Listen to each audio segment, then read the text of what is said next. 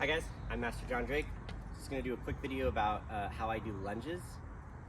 A lot of people underestimate my range, and when I'm fighting, they're like, well, how did you have so much range? I'm not particularly tall, but what I do is I maximize the amount of range I do have physically. And this is something that anyone can do, and if you actually look at the period manuals, this is pretty close to how most of the period masters taught to lunge. It's also pretty much how they lunge in modern fencing as well. So I fight a squared up stance, sword and dagger. I fight pretty square even in single sword, but squared up, so my hips and shoulders are square. So, but when I lunge from my squared stance, I profile out my shoulders, and so I'm flat, as if essentially if there was a wall here, I'd be trying to like flatten myself against the wall, and that gives me the most amount of range I can get. The other thing is I have whatever offhand I have, I keep that hand tucked here. So I am sacrificing a little bit of defense by profiling my shoulders out. I'm losing a little bit of my dagger. I am making myself a smaller target, but I don't like pulling the hand back here because then the hand has to come all the way back into play. So I like keeping my hand here and I kind of tuck it into my chin. So then I can just pull back really quick and be back in a defensive position.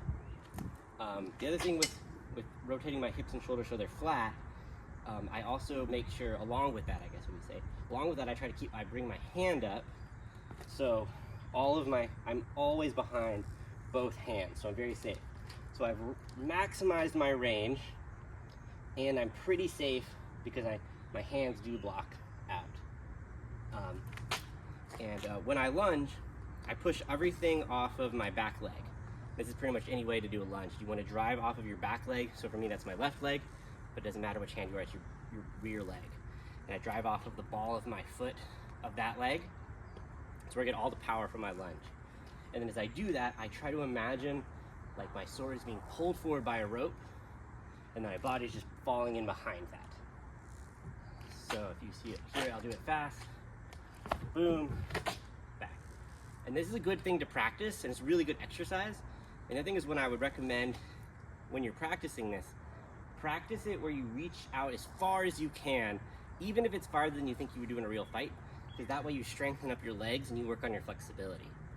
Because it's easier to be able to say I can lunge this far and then only choose to lunge this far than the opposite, right? You have it if you need it, and it's good exercise.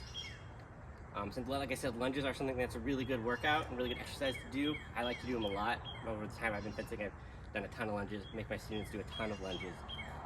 So it's a really good thing to work on. So here's that was a quick video of how I like to lunge.